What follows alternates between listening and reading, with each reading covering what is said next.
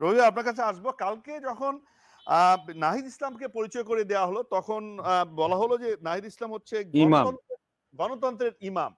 এরপর ইমাম। থেকে অনেকে প্রশ্ন করেছেন যে ইমামের কেবলা কোন দিকে? তো আপনি হ্যাঁ। এই প্রশ্নটা আপনাকে করতে চাই। তাদের কেবলাটা আসলে কোন দিকে হবে? না, আগে একটু আজার ভাই বলছে তো একটা কথার সূত্র ধরে আমি বলি। আমরা তো প্রিভিয়াস বিশ্বকাপটা দেখছি ফুটবলের, তাই না? সেই ফুটবলের সেমিফাইনালে যখন খেলা হচ্ছিল তখন কিন্তু টাই হয়ে গেছিল আর্জেন্টিনার সাথে।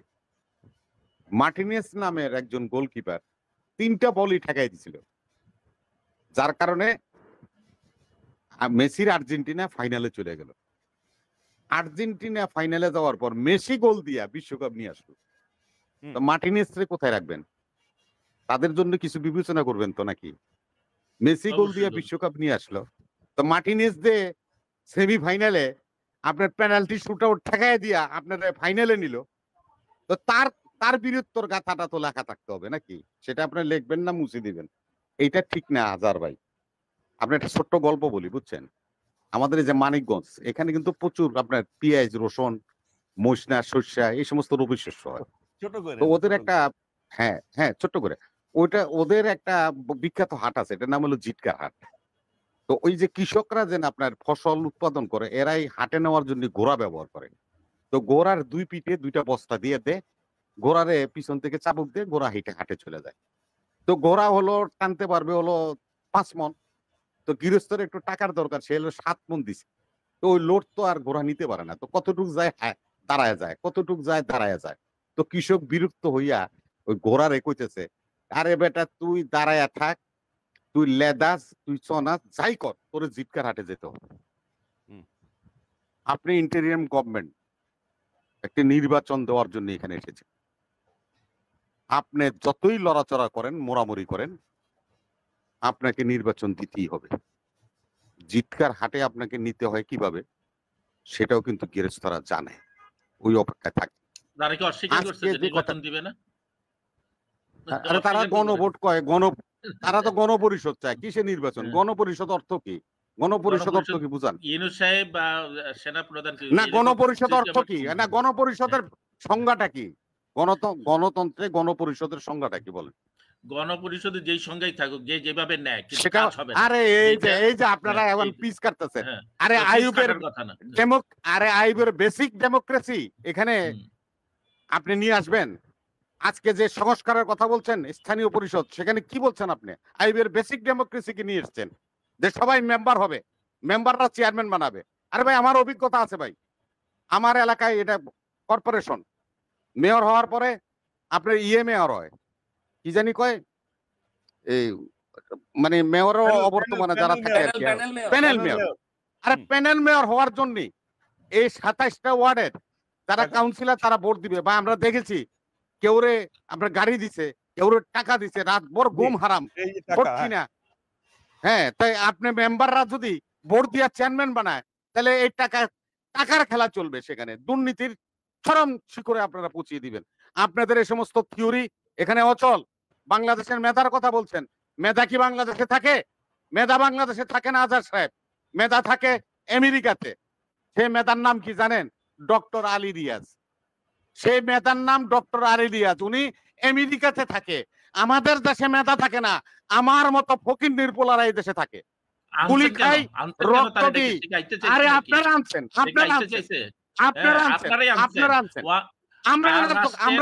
আমরা তো সরকারে নাই। আরে আজাদ সাহেব কথা ঠিক মতো বলেন। আসলো কেন? না, আমরা আনি নাই, আপনারা আনছেন, আপনারা আনছেন। এই সমস্ত লোকদেরকে এনে রাষ্ট্রটাকে আপনারা কিনারা ঠিকেছেন। আপনারা আনছেন, আমাদের কারণে কোনোদিনও আসবে না, আমাদের কারণে কোনোদিনও আসবে না। আলী রিয়াজের মতো লোক আমাদের কাছে আসবে না। আপনারা আনছেন। 5ই আগস্ট হইছে, 111 বহু কিছু হইছে এই রাষ্ট্রে। এই রাষ্ট্রের অনেক ব্লাডশেড দেখছি। হ্যাঁ, বহুত কিছু আমরা দেখছি। দেখা এই রাষ্ট্রটা শেষ পর্যন্ত আমরাই থাকি এখানে, আপনারা থাকেন না। আপনারা এখান থেকে ফ্লাই করেন, চলে যান, ছেলে মেয়েদেরকে বিদেশে লেখাপড়া করেন। আমাদের মতো গরিব শ্রেণীর লোকেরা, এই শ্রমজীবী মানুষদের সন্তানরা এই দেশে থাকে, রক্ত দেয়, গুলি খায়। যে 1,500 রক্ত দিয়েছে সেগুলো আমাদের লোক রক্ত দিয়েছে। আমার তবে আমি পরিবারের রবি সদস্যরা ভাই রক্ত আপনার দিয়েছে। সাথে যুক্ত আপনারা করে দিচ্ছেন সেটা নাকি? হলো আপনারা তো যে রবি পলায়ে ভাই এই গেছেন। গণপরিষদ আপনারা তো বাংলাদেশে এসির মধ্যে হয়েছিল। ছিলেন। আপনারা রাস্তায় আসছেন? আসছেন কেউ? গণপরিষদ শুনেন, আসেন নাই তো? গণপরিষদ রবি বাংলাদেশে ভাই হয়েছিল একটা প্রশ্ন যে আসলে বিএনপি ঠিক 1970 আছে, সালে। বিএনপি পুরনো রাজনৈতিক দল, কিন্তু বিএনপির শাসনামলও মানুষ দেখেছে তাদের কথা, এবং তারা বলছে যে বিএনপি এবার তারা সংস্কারের কথা বলছে, কিন্তু তারা নির্বাচনের জন্য মরিয়া হয়ে উঠেছে। তো তারা সংস্কার ছাড়া যদি নির্বাচনে করে ক্ষমতায় যায়, তাহলে আগে যে লাউ সেই কদু, আগেই তো ফ্যাসিস্ট ব্যবস্থার আমূল পরিবর্তন না হলে তো একই রকম বিএনপি ফ্যাসিস্ট হয়ে উঠবে। ফলে আপনারা ভাই আজম ভাই, না জি আজম ভাই আপনার কথা আমি বুঝতে পারছি। আর বাড়ানো লাগবে না। আমি হ্যাঁ আপনাকে বলি। শুনুন, ওই যে আকাশের ঠিকানা চিঠি লিখে দিলাম, সেরকম তো হবে না। সংস্কারের কথা আমরা ২ বছর আগে বলেছি, ৩১ দফা। আমরা এই ৩১ দফা জনগণের কাছে ২ বছর আগে পাঠাইছি। তখন আপনাদের জন্ম হয় নাই। এই যে ৩১ দফা, তখন আপনাদের জন্ম হয় নাই। সংস্কার বলুন। আমাদের কথাই আপনারা ঘুরে লেখা সেটা জমা দিয়ে দিবেন। সেটা সংস্কার হবে আপনার। কিসের সংস্কার করবেন? আপনাকে আমি একটা কথা বলি। আর্টিকেল 7 কনস্টিটিউশনের পড়েন। জনগণই রাষ্ট্রের মালিক। সংবিধান ফেলে দিবেন। ওই কনস্টিটিউশন 7 কিভাবে ফেলে দিবেন? কাকে বুঝান? আমাদেরকে হাইকোর্ট দেখান। বাঙালিরা হাইকোর্ট দেখান। কনস্টিটিউশনের 7 এ আর্টিকেল 7 উকিল সাহেব আছে এখানে। সেখানে লেখা আছে জনগণই রাষ্ট্রের মালিক। আপনি সংবিধান ফেলে দিলে আর্টিকেল 7 কোথায় যাবে? আপনি আর্টিকেল 7 টা কোথায় প্রতিস্থাপন করবেন? এই কথাই তো লিখতে হবে। নাকি অন্য কোনো কিছু নিয়ে আসবেন? হ্যাঁ, জাতীয়তাবাদের জায়গায় বহুতত্ত্ববাদ লাগাইতে পারবেন। তো বহুতত্ত্ববাদ যখন লাগাবেন, তো জেন্ডার আলাদা কোথায় আসবে? বহুতত্ত্বের মধ্যে আসবে না? যে জেন্ডার নিয়ে এত মারামারি করছি আমরা, এত কিলেকালি করছি। জি আসমা কবির হইতে চায়, কবির শেফালি হইতে চায়। তো সেটা কোথায় যাবে? বহুতত্ত্বের মধ্যে তো এটা আসবে। তা আমরা বাংলাদেশের জাতীয়তাবাদকে ছুঁড়ে ফেলে দিব। জি। বহুতত্ত্ববাদ এ কিন্তু সমস্ত শব্দ দিয়ে, আর্টিকেল দিয়ে। সংস্কার ছাড়া নির্বাচন হলে সেটি সংস্কার আসলে করতে হলে সংস্কারকে সংস্কার করতে পারবেন না। সংস্কারকে প্রস্তাব করবেন। হুম আপনার কেন, ইউনূসের কেন? এই রাষ্ট্রের 18 কোটি মানুষ। চ্যালেঞ্জ করলাম আজকে আজম ভাই। কেউ এই সংস্কার করে নির্বাচন করবে এই পাওয়ার নাই। এই কনস্টিটিউশন তাকে সেই এলাও করে না। দেখেন, এই এখানে একটা কনস্টিটিউশন বিষয় বাদ দিতে অ্যাড্রেস হলে করা দরকার। একটা বিষয় অ্যাড্রেস করা দরকার। একটু সামনে পলিটিক্সে এসে বলেন, আমরা শব্দ পলিটিক্সে শুনছি একটা না। জিনিস অ্যাড্রেস করা দরকার, যে গণপরিষদ নিয়ে এত কথা বলা হচ্ছে। এই গণপরিষদের আমাদের দেশের ইতিহাসের গোড়াটা কোথায়? গোড়াটা হলো 1970 সালে ইয়াহিয়া সাহেব যে লিগ্যাল ফ্রেমওয়ার্ক অর্ডার করেছিলেন, তার ভিত্তিতে ইয়াহিয়ার তত্ত্ব অনুযায়ী তখন আপনার গণপরিষদ হয়েছিল। আমার এখানে রবি ভাই আছেন, মুরব্বী মানুষ, ওনাদের হয়তো মনে আছে। এই গণপরিষদ nothing new in Bangladeshi history. বাংলাদেশে এটা নতুন কোনো আবিষ্কার না। গণপরিষদ 1970 সালে ইয়াহিয়ার ফরমান বলে এখানে গণপরিষদ হয়েছিল, এবং এই পরবর্তীকালে 72-এ যে গণপরিষদ হয়, সেই গণপরিষদে সেন্ট্রাল পার্লামেন্ট এবং প্রাদেশিক গভর্নমেন্ট দুইটার প্রতিনিধিদের মিলায়া একটা গণপরিষদ গঠিত হয়েছিল। না, তারা বলছে যে পাকিস্তান আমলে গঠিত ইয়াহের সময় যে গণপরিষদ, মানে সেই সময়ের সেইটা দিয়ে পরবর্তীতে চালিয়ে দেওয়া হয়েছে। ফলে নতুন নো রিপাবলিকের নো নতুন নো নো নো গণপরিষদ। আমাদের পরে 72-এ নো নির্বাচন হওয়ার পরে 73-এ। না 73 ভাই, তারিক ভাই আপনারা, আমি একটু ইন্টারাপ্ট করি। শুনেন, 72-এর গণপরিষদ ছিল না। 72-এ ছিল হলো দুটা। একটা হলো এমএনএ আর একটা হলো এমপি। বললেন নাকি? একটা হলো আপনার মেম্বার অফ প্রাদেশিক পার্লামেন্ট পরিষদ সদস্য। আরেকজন হলো আইন পরিষদের মানে সিনেট সদস্য, এমএনএ, ন্যাশনাল অ্যাসেম্বলি। আর এটা হলো আপনার প্রাদেশিক অ্যাসেম্বলি। এই দুইটার ভোট হয়েছিল। দুইটার ভোট হয়ে আমাদের দেশে নির্বাচন হওয়ার পরে মুক্তিযুদ্ধ শুরু হয়েছিল। ক্ষমতার রদবদলের সে কারণে। তো 70 নির্বাচন। জি, হ্যাঁ, যেটা নাকি আমরা পিএলএমআর এর মাধ্যমে সেটা যে যেটাকে পাকিস্তান কনস্টিটিউয়েন্ট আমলের কথা অ্যাসেম্বলি বলা বলে। হচ্ছে, পাকিস্তানি নির্বাচন হ্যাঁ, হয়েছিল। পাকিস্তান। তারা যে সেটি দিয়ে আমরা গণপরিষদ স্বাধীন বলতেছে, দেশের এটা গণপরিষদ সংগ্রাম ছিল করলাম। না। তারাও নির্বাচিত ছিল। তারা কি নির্বাচিত ছিল? তারা হলো পাকিস্তান পিরিয়ডে 2টা পার্লামেন্টের উচ্চ কক্ষ নিম্ন কক্ষের জন্য নির্বাচিত হয়েছিল, এমএনএ, এমপি। তারা পরবর্তীতে আইসা এই কনস্টিটিউশনের কথা যেটা প্রশ্ন করছে, সে কনস্টিটিউশন তো 73-এ পাস হয়েছে। সে এক্স্যাক্টলি সময় তো এটা নির্বাচিত পার্লামেন্টে পাস হয়েছে। পার্লামেন্টে পাস হয়েছে। এখন এবং ধরেন এই সংবিধান, কনস্টিটিউশনের যিনি নাকি মেকার, তার নাম হলো ডক্টর কামাল হোসেন। এই আমিনুল ইসলাম, এই মওদুদ আহমেদ, তারাই তো আবু সাইদ অধ্যাপক, এবং এরা আমি তো আমি আপনাকে কনস্টিটিউশন লিখেছে।